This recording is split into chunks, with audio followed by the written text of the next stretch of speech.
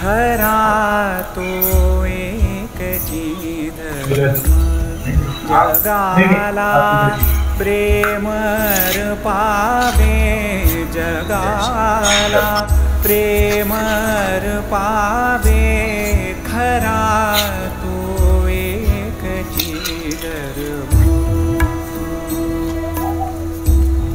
जगी दे हीनती पतित जगी नहीं हम भी नीचे बैठे नहीं कोई दिक्कत नहीं हमें सुनिए ना ये ऐसे बोल लेते या फिर आप हम इधर बैठते हैं नहीं आप बैठे जगाला प्रेमर पावे खरा तो आपका भारत भ्रमण चालू है जी, ये सुनकर बहुत आनंद हुआ। अभी आपका मैंने जान लिया कि 6 राज्यों में आपका भ्रमण हुआ जी। तो भारत भूमि ऐसी भूमि है कि हर किसी को यहाँ स्वीकारा जाता है। सत्य बात। इस भारत भ्रमण में आपके मन का जो संकल्प है उसमें कितनी सकारात्मकता प्राप्त हुई? क्योंकि जब हम चलते हैं तो हर एक अलग अनुभव रहता है जी।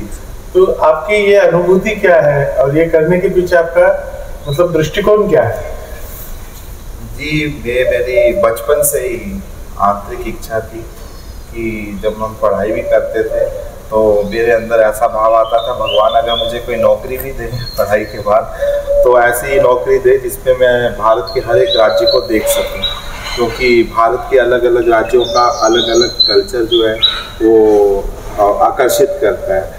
और इस वजह से मेरे अंदर पहले की भावना ये थी, पर तब ये आप विराजी लेकिन तब मालूम नहीं था कि प्रारब्ध में भगवान श्री कृष्ण के साथ एक संबंध बन जाएगा कि एक गोपी भाव एक अंदर से मेरे अंदर एक फीलिंग होती है। कुछ बच्चे ऐसे भी पैदा होते हैं जिनकी जेंडर के अपोजिट फीलिंग होती है। वो जिस जेंडर में पैदा होते हैं तो माता पिता समाज अपेक्षा रखता है कि अगर पुरुष है तो पुरुष की तरह रहे और स्त्री है तो स्त्री की तरह रहे, लेकिन प्राकृतिक तौर पे ईश्वर की देन होती है कुछ बच्चे जेंडर के अपोजिट भी फीलिंग रखते हैं। तो ऐसे बच्चों के लिए वृंदावन में अगर वो वैवाहिक जीवन नहीं जीना चाहते हैं, उनको अध्यात्म में रुचि है, तो ऐसे बच्चे भी वृंदावन में भगवान श्री कृष्ण की सखी भाव से आराधना करते हैं, स्वयं को सखी बना भी लेते हैं और मान भी लेते हैं। तो मैंने भी एक जीवन में एक ऐसा समय आया कि मैं आत्महत्या करने जा रहा था। तो एक साधु संत मुझे अचानक से वहाँ नज़र आए, तो उस समय में हमको पहचान नहीं पाए क्योंकि एक मंद बुद्धि थी, बचपना था। तो ये मैं विचार भी नहीं आया कि महात्मा यहाँ कहाँ से आ जाए। तो लेकिन उनके दर्शन से उनको मैंने प्रणाम किया और मैं ज़ोर ज़ोर से रोने लगे।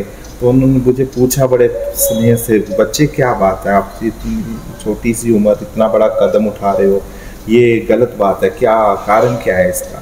तो मैंने कहा उनको कि स्वामी जी मेरे माता पिता मुझे पुरुष बना के रखना चाहते हैं, उसी पहनावे में, समाज भी, आस पड़ोस के लोग भी, लेकिन वो मेरी फीलिंग को नहीं समझ रहे। मेरे को ऐसा मन करता है मैं चूड़ी पहनूं, बिंदी लगाऊं, तो लेकिन अगर मैं ऐसा करूं तो समाज में हास्य का पात्र बन जाते हैं। तो महाराज जी ने मुझे बोला कि इतनी छोटी सी बात के लिए आप इतना बड़ा कदम उठा रहे हो। तो मैंने उनको कहा महाराज आपको ये छोटी सी बात लग रही है, लेकिन मेरा पूरा जीवन जो है ये संघर्ष में बीत जाएगा अगर मैं माँ बाप के अनुसार पुरुष रूप में रहूँ तो, क्योंकि अंदर से भी मेरी आत्मा दुखी रहेगी। वो बोले ऐसा नहीं है, आप भगवान की सखी हो, गोपी हो। तो उस समय मुझे मालूम नहीं था सखी गोपी, मैंने शब्द भी पहली बार सुना।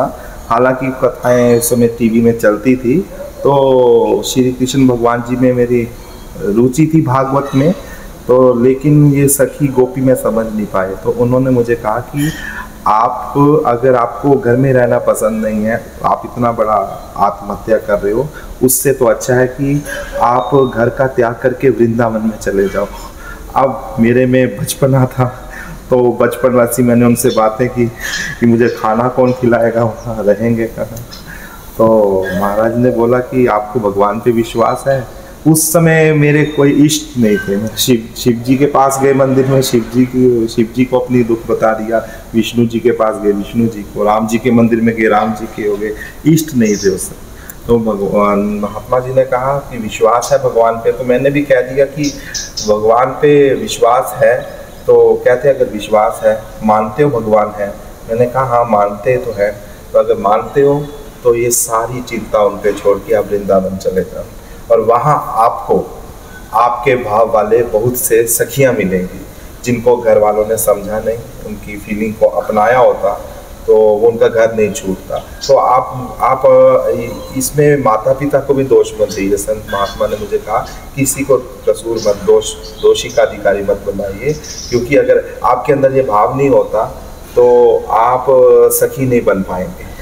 तो आप वृंदावन जाइए, वहाँ आप पहुँच करके किसी को भी पूछिए कि हमको सखियों से मिलना या सखी महात्मा से मिलना।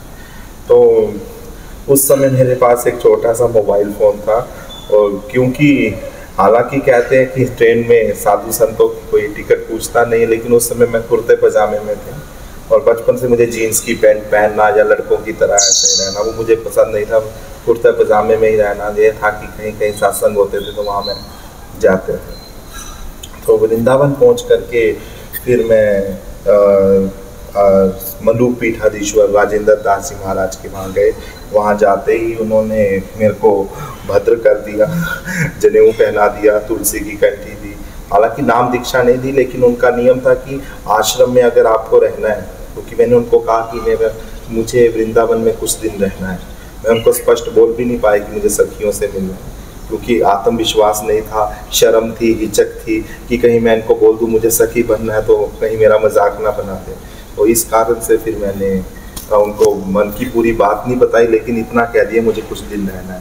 तो महाराज जी तो वहाँ पे विराजमान नहीं थे, मध्य प्रदेश में कथा थी, लेकिन आगे उनके जो सेवक थे, साधक थे, महात्मा थे, तो उन्होंने जो मेरा एक तरीके से मतलब एक जैसे एक साधक को रहना चाहिए मंदिर में वो पहनावा मुझे दिया। तो सफ़ेद रंग की धोती कुर्ता दिया मुझे, और कैंटी पहनाई, जनेऊ पहनाया, फिर चोटी रखवा दी। तो वहाँ रहने से मुझे उसी दिन से मुझे ऐसे लगा कि मुझे नया जन्म मिल गया। जी स्वर्ग में आ गया। हाँ जी।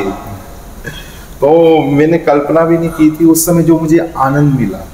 और फिर मेरे को वहाँ रहते रहते मेरे हाव भाव से, क्योंकि मेरा चाल चलन जो था थोड़ा स्त्री तत्व था, तो वहाँ के जो विद्यार्थी थे वो थोड़ा अच्छा नहीं समझते थे, मजाक लेते थे। तो उनके मजाक लेने से मेरे अंदर ये भावना पैदा हुई कि अब मैंने यहाँ रहते रहते दूसरा कहीं ठिकाना ढूंढना है।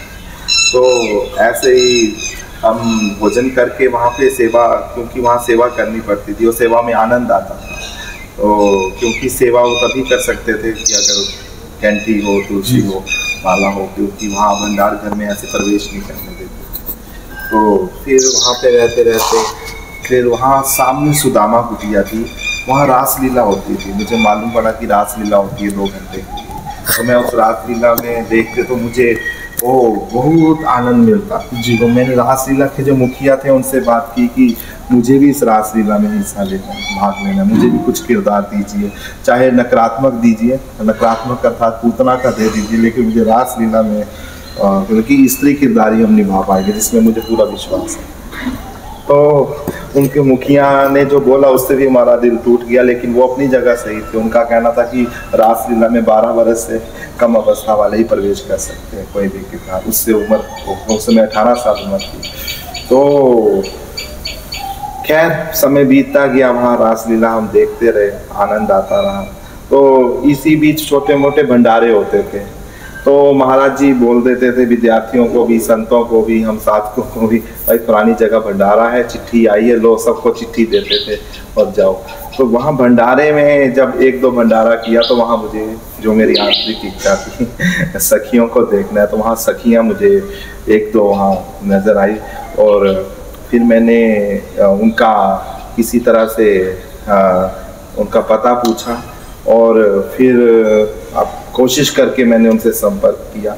तो मैंने, हालांकि मैं उनको बताना था कि मेरे अंदर भी आपके जैसी भावना है, लेकिन कहते हैं रूह को पहचान लेती है।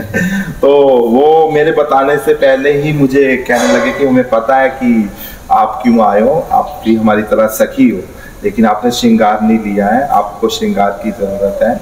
और अपने दिल को हल्का मत करना, क्योंकि मैं थोड़ा चुप रहते थे उस समय, तो महसूस करके कि अंदर इनके डर भय भी है। तो उन्होंने मुझे कहा कि देखो, आज जिस परिस्थिति से आप गुजरे, आपका घर छूटा तो हमारा भी घर छूटा।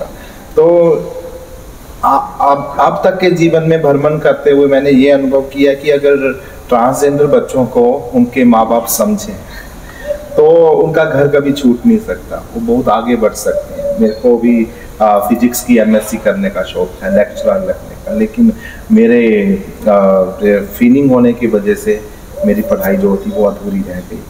तो ये मैंने अनुभव किया कि अगर बच्चों को बच्चा कैसा भी है, वो माँ बाप अगर उसको स्वीकार करते हैं तो वो संसार की हर एक बड़ी समस्या, उलझन से बड़ी आसानी से बाहर निकल सकता है, क्योंकि उसके पीछे उसके पहले गुरु माता पिता ही बताया, तो सतगुरु रूप माता पिता के आशीर्वाद से उनकी समझ से बच्चा बहुत दूर तक पहुंच सकता है। अगर माता पिता ही नहीं समझे तो दुनिया में कौन समझेगा? तो माता पिता ने समझना चाहिए। ये आपने बहुत अच्छी बात कही कि जो समस्या आपके सामने आई वो आगे किसी के सामने ना आए। जी।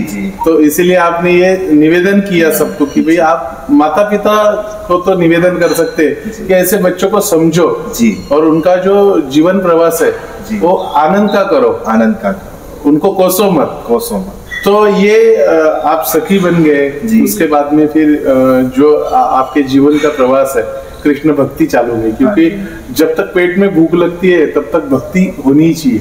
ये संसार का नियम है, संतों ने यही कहा है कि हमें अगर भूख लगती है तो भक्ति तब तक होनी ही चाहिए, मतलब अंतिम श्वास तक। क्योंकि हमें भूख कब नहीं लगती? जब हम चैतन्य को छोड़कर जाते हैं। चैतन्य जब तक रहता है तब तक भक्ति। और इसी मार्ग से चलते चलते आपको फिर ये आनंद मार्ग का जो भारत भ्रमण है, ये संकल्पना आपके मन में कैसे आ गई? ये संकल्पना इस तरह आई कि मुझे ये भी संकल्पना इस भाव से आई कि मेरे जैसे जो और बच्चे हैं भारत के अलग अलग राज्यों में, वो उनके प्रति समाज का क्या रवैया है। क्योंकि कुछ राज्य जैसे गुजरात हो गया, वो हम सखियों के लिए सबसे उत्तम है। अब तक के जो 6 राज्यों में भ्रमण किया उसमें गुजरात हमें बहुत अच्छा लगा।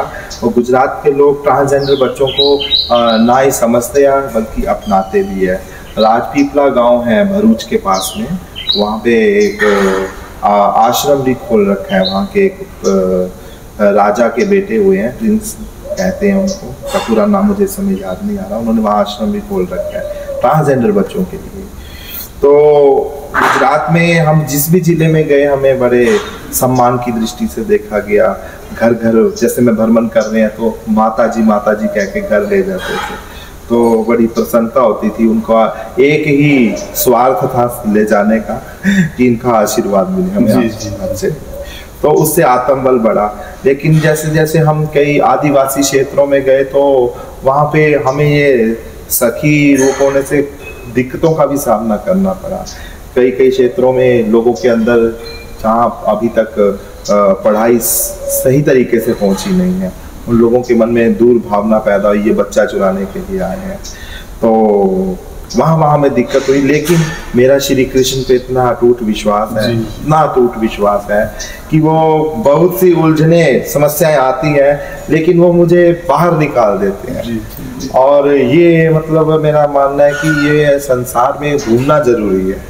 अगर काया स्वस्थ है और अगर भजन नहीं हो रहा, सीधी सी बात है, अगर भजन में पूरा मन नहीं लग रहा तो बैठे बैठे भी फिर वो दिखावा करने की क्या जरूरत है। अगर मन कह रहा है कि मैंने जगन्नाथपुरी नहीं देखा, मैंने पशुपतिनाथ नहीं देखा, मैंने बेंगलोर नहीं देखा, तो उस मन मेरे तब भावना है कि अगर बैठे बैठे भी वैसा भजन नहीं हो रहा है जैसा होना चाहिए, तो अगर मन भटक रहा है तो इसको मैं थोड़ा अवसर दूं भटकने के लिए। तो एक तरीके से कह सकते हैं कि वो भटकाव कह लीजिए, लेकिन इसमें मुझे आनंद बहुत हो रहा है। आनंद ये हो रहा है कि नित्य हमको 3-4 संत महात्माओं के दर्शन हो जाते हैं, क्योंकि सुबह 7-8 बजे हम प्रस्थान करते हैं, तो एक जगह भोजन पाते हैं, दूसरी जगह विश्राम लेते हैं, तीसरी जगह चाय दूध जो भी हो वो लेते हैं, और रात्रि को फिर जब विश्राम करते हैं तो चौथा आश्रम आ जाता है। लेकिन रुकते वहीं है जहाँ पे संत महात्मा। मन का भ्रम जाने के लिए भ्रमण भी जरूरी है, मतलब घूमना, जैसे आपने अभी कहा कि मन में हमारे बहुत सारे भ्रम रहते हैं, तो वो भ्रम को निकालने के लिए ये भी एक साधन है। भ्रमण करो, पूरा भारत भ्रमण करो। तो ये आपका जो आनंद मार्ग है वो विस्तार से भगवान श्री कृष्ण पूरा ही करेंगे। हमारी भी बहुत सारी शुभकामनाएं हैं आपके साथ। हम कहाँ पे भी आपको अगर सहयोग कर सकते हैं तो ये हमारा सौभाग्य रहेगा। आप कल यहाँ पे पहुंच गए कि आपके मन में भी नहीं था, आपको यहाँ से 10 किलोमीटर पहले बताया गया कि यहाँ पे कोई आनंद आश्रम है, तो आप कल यहाँ पे पहुंचे, तो आपको ये आश्रम की व्यवस्था तो नहीं पूछूंगा, लेकिन जैसे आप हर जगह आज तक गए, जहां जहां पे भी गए, हर जगह की एक अलग विशेषताएं होती है, एक विशेष अनुभूति होती है, एक प्रतीति होती है। तो ये आश्रम तो काका जी ने उनके खेती में ही ऐसे ही बनाया, भगवान दत्तात्रेय जी को बुलाया, और ये जो अष्ट सिद्धि हवन कुंड है उससे परिमार्जन शुरू किया कि परिमने भगवान, उसको अपने अंदर प्रकट करने के लिए हवन यज्ञ का, मतलब ये यज्ञ साधना का केंद्र है। तो यहाँ काका जी ने कहा कि जो भी है वो पॉजिटिव एनर्जी, सकारात्मक ऊर्जा जी। तो अभी आपसे हम जानना चाहते हैं कि आप कल यहाँ पे पधारे, तो अब तक का यहाँ का आपका अनुभव क्या है? यहाँ पे हमें बहुत अच्छा लगा, जैसा कि आपने स्वामी जी बताया, अभी बात कर रहे थे 1 घंटा पहले कि योग ही हो तो किसी का संजोग हो वही यहाँ पहुँच सकता है। तो मेरा परिचय भी नहीं था, पहचान भी नहीं थी। 7 किलोमीटर पीछे हमने बिसलेरी की बोतल दी पानी की, तो उन्होंने अब खुद ही बोला कि आप वहाँ आश्रम में जा रहे हैं। मैंने कहा कौन से आश्रम में? हम तो शोलापुर जा रहे हैं। तो बोले चिखली गांव से 2 किलोमीटर अरनद फाटा ऐसा कुछ आएगा, तो वहाँ पे किससे भी पूछ लेना, दत्त मंदिर जाना। तो मैंने कहा हम उस मंदिर में जाते हैं जहाँ महात्मा हो। उसका कारण ये है कि वहाँ भाव से हमको भोजन मिलता है, भाव से आसन मिलता है। तो आप क्योंकि दूसरे मंदिरों में जाने से ट्रस्ट बने होते हैं, तो ट्रस्ट को नहीं मालूम कि साधु भ्रमण भी करें। जी। उनके मन में ये शंकाएं आती हैं कि ये क्यों घूम रहे हैं, क्या कारण है। उनके मतलब ये भी अनुभव लिया कि दुनिया के अंदर नकारात्मकता पहले आती है, सकारात्मकता बाद में आती है। जब व्यक्ति का व्यवहार देखते हैं, विश्वास होता है, तो उनको सकारात्मकता आती है, पहले उनके अंदर नकारात्मकता है। तो वो दुकानदार ने मुझे बोला कि नहीं, वो साधु संतों का स्थान है, कोई भी साधु संत वहाँ जाए। साधु संत अभी तो कोई यात्री भी वहाँ जाए, कोई भगत भी वहाँ जाए, तो वहाँ भी उनकी व्यवस्था हो जाती है, इतना बड़ा आश्रम है। तो उनके कहने पे फिर मैंने मन बना मेरा और हम आए, और बहुत अच्छा लगा। अच्छा ये लगा कि मुख्य संस्थापक स्वामी जी यहाँ पे विराजमान नहीं थे उस समय, कहीं शोलापुर की तरफ गए थे। उसके बावजूद भी जो यहाँ पे पुजारी जी थे उन्होंने मुझे सबसे पहले आते ही मेरे को भोजन करवाया और रात रहने के लिए बिस्तर दिया। पहले हम बाहर सो गए थे, मुझे उन्होंने बोला कि आप नीचे सोएंगे कि ऊपर। तो मैंने कहा कि हम तो जहाँ शयन करवाएंगे हम शयन कर लेंगे, क्योंकि सुबह से निकले होते हैं, थकावट हो गई होती है, तो हमें नींद आ जाती है, भले नीचे हो चाहे ऊपर।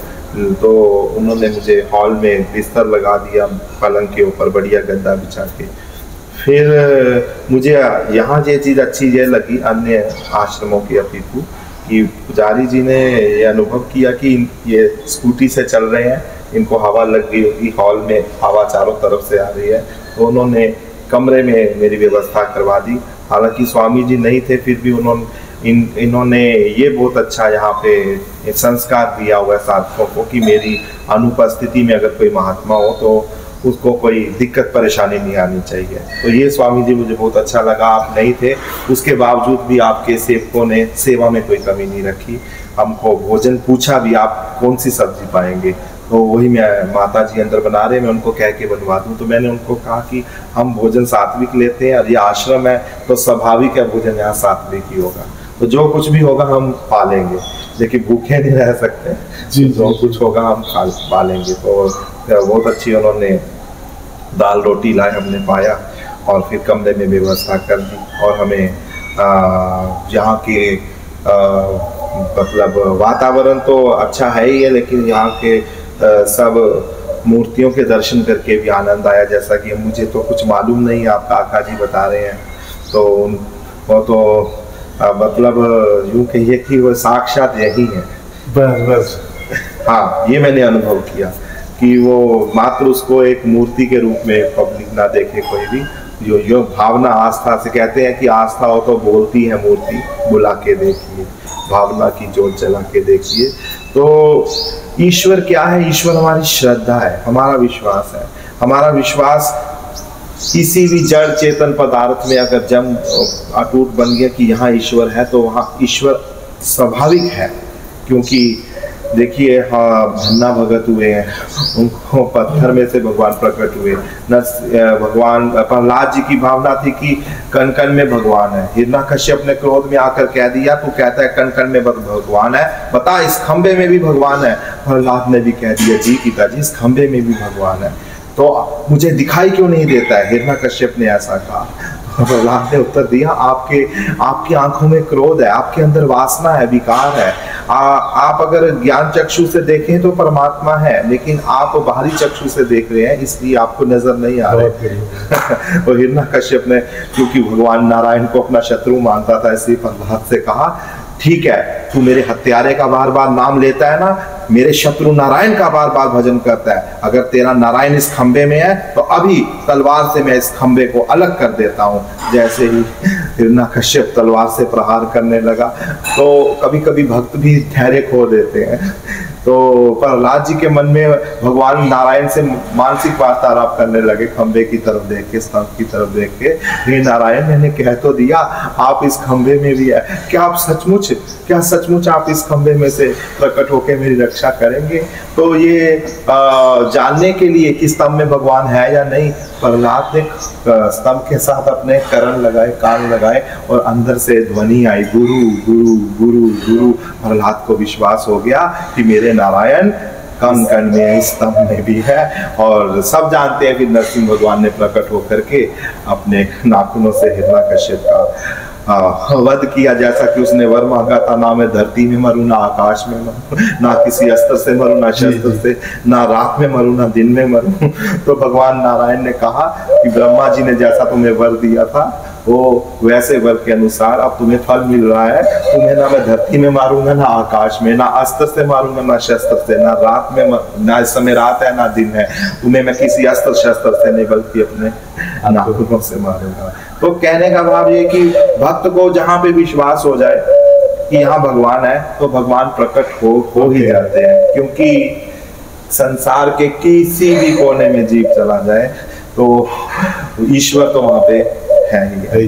कई लोग कहते हैं कि हम एकांत में जाकर के पाप करेंगे, तो एकांत में जाके कितने भी एकांत में पाप करो, ईश्वर से वो पाप छूटता है। हमें काका जी, जैसे आपने अभी कहा कि काका जी यहीं पर है, तो हमें क्षण क्षण में अनुभूति आती है जी जी, काका जी यहाँ आते हैं, कुछ बताते हैं, कुछ मतलब खिलाते पिलाते भी है, संभालते भी है, वो नित्य अनुभूति आती है। लेकिन कल का आपका यहाँ निवास और आपके मुख से ये आना, तो ये जैसे कि उनको वो कोई परिचय के मोहताज नहीं है। नहीं, आपका उनका, वो कहते थे कि हमारा हर एक से, हर जीव से जन्म जन्म का नाता है, मेरे गुरुदेव जी कहते थे। और वही अनुभूति आपको भी यहाँ पे मिली। आपने अभी कहा कि काका जी यहीं पर है, जी जी, यहाँ से कहीं नहीं जाएंगे, और वो यहीं पर है। जैसे कहते हैं कि स्कूल में अगर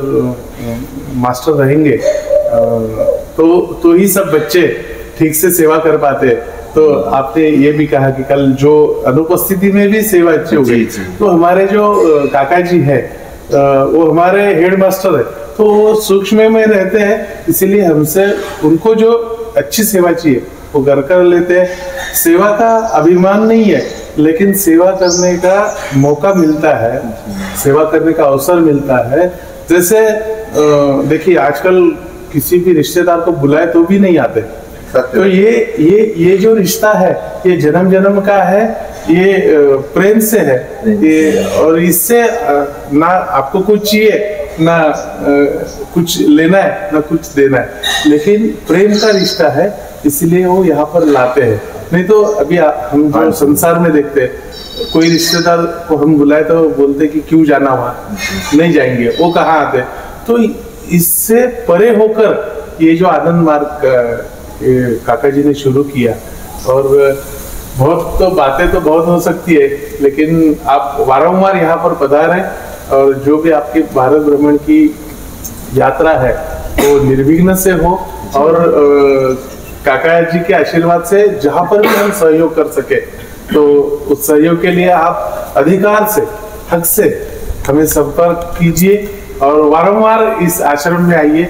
इतनी में आपको, इतनी सात्वना आत्मविश्वास बढ़ाने के लिए आपका बहुत बहुत धन्यवाद। और मैं आपको निवेदन करता हूँ, जब भी आप छोटा भाई समझकर जो भी आप हमसे चाहिए वो, जब भी आप जो कृष्ण भगवान आपको प्रेरणा दे, जी जी, क्योंकि उनके प्रेरणा के बिना तो हम एक आगे कदम भी नहीं बढ़ा सकते। जी जी, कि उन्होंने कहा है कि मैं जो सज्जन है उनका रक्षण करता हूं, मैं धर्म का रक्षण करूंगा।